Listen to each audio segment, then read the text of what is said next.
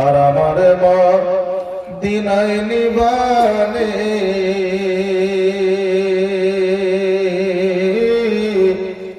দয়ার নবীজি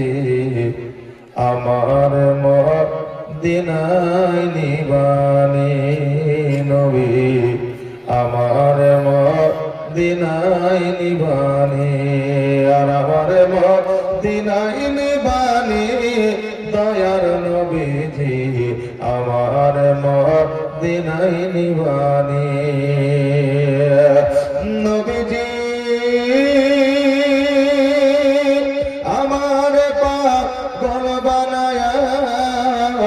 আছো মদিনায় লুকায়া আমার পাগল বানায়া আছো মদিনায় লুকায়া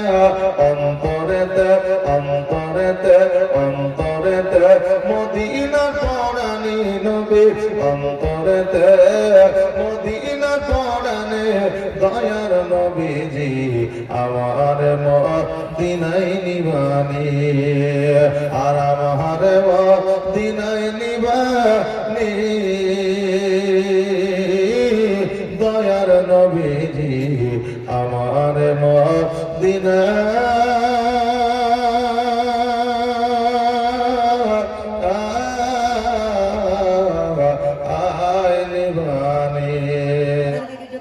করেন তাহলে বাড়িতে আগুন জ্বলবে বাড়ির বিবি যদি সুন্দর হয় তার চরিত্র ব্যবহার যদি সুন্দর হয় তাহলে দুনিয়াতেই পুরুষ আপনার স্বর্গ দেখতে পায় আর পৃথিবীর মধ্যে যদি বিবির ব্যবহার চরিত্র আখলাক কথাবার্তা যদি খারাপ হয় তাহলে ও পৃথিবীতেই জাহান্নাম দেখতে পায়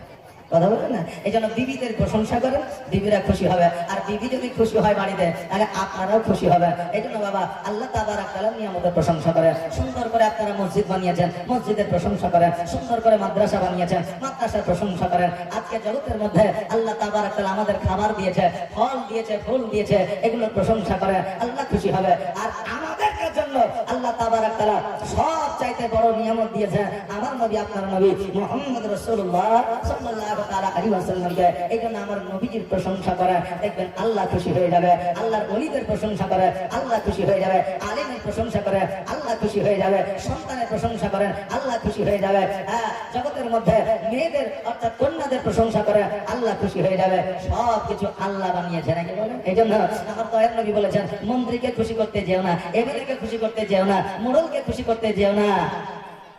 এটাকে খুশি করলে কি পাবেন খুব বেশি ভালো একটা তিরপল পাবেন 5 কেজি চাল পাবেন 10 কেজি গম পাবেন 12 কেজি আটা পাবেন নাকি খুব বেশি দিলে আপনার একটা আবাস যোজনার ঘর দেবে 1,40,000 টাকা তার বেশি কিন্তু পাবেন না এই জন্য আমার রাসূল বলেছেন জগতের মানুষকে মহব্বত করো ভালোবাসো সে হিন্দু জৈন খ্রিস্টান ইহুদি নাসারা যেই হোক না কেন ভালোবাসা দাও মানুষকে আর আল্লাহ তাবারাক তাআলাকে রাজি করো কারণ সারা জাহান হলো আমার আল্লাহ আর আল্লাহকে তুমি যদি রাজি করে দিতে পারো তো সারা জাহান তোমার জোরে বলো সুবহানাল্লাহ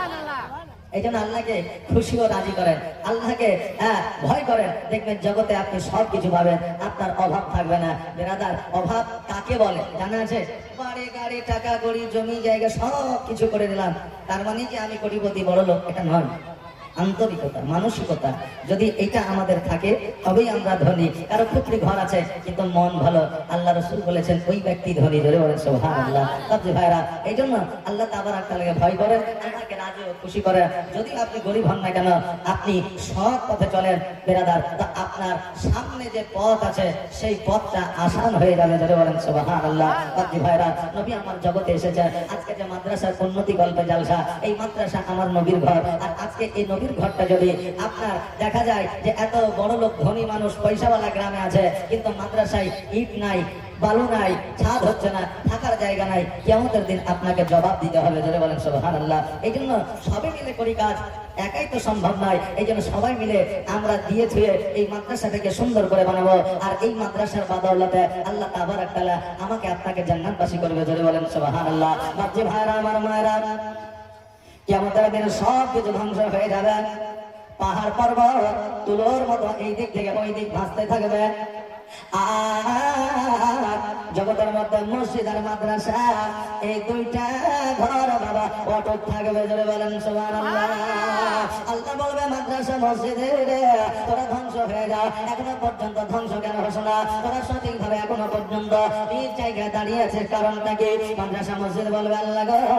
আমরা ততক্ষণ পর্যন্ত ধ্বংস হব না, ততক্ষণ পর্যন্ত আমরা ভেঙে যাব না, যতক্ষণ পর্যন্ত যারা আমাদের তৈরি করেছে, কেউ সময় দিয়েছে, কেউ টাকা দিয়েছে, কেউ পয়সা দিয়েছে, কেউ শ্রম দিয়েছে, কেউ বালি দিয়েছে, কেউ পাথর দিয়েছে, কেউ ইট দিয়েছে, কেউ সিমেন্ট দিয়েছে, আল্লাহ গো এদেরকে যতক্ষণ পর্যন্ত তুমি জান্নাতে না দিবা, আমরা মসজিদ ও মাদ্রাসা ততক্ষণ পর্যন্ত ধ্বংস হব না। জোরে বলা যাবে না সুবহানাল্লাহ।